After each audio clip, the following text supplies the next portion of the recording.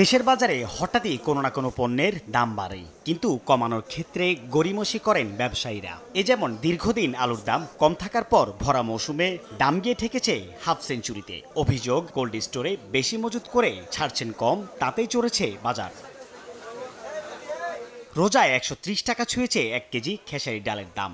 বর্তমান বাজারের বাস্তবতা বলছে ভিন্ন কথা, কেননা কেজি নেমেছে সেঞ্চুরিতে। মৌলভীবাজার ব্যবসায়ী সমিতি বলছে উৎসব আসলে বেশি ক্রয়ের প্রবণতা বাড়ে। ঠিক এই পরিস্থিতির সুযোগ নেয় কিছু অসাধু ব্যবসায়ী। আমার চিনি লাগবে ১ কেজি, আমি নিলাম ১০ কেজি।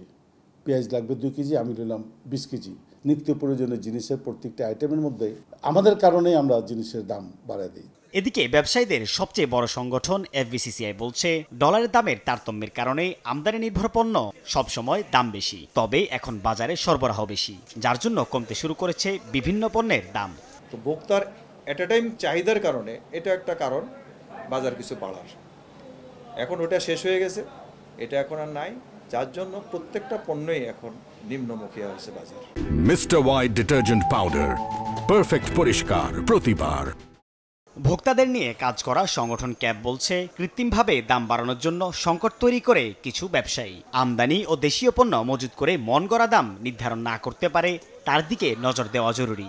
মুক্তবাজার যখন সত্যিকার মুক্তবাজার হিসাবে কাজ করে, সে সময়ে কিন্তু হঠাৎ করে বাড়া, হঠাৎ করে কমা, এটা হওয়ার সম্ভাবনা কম।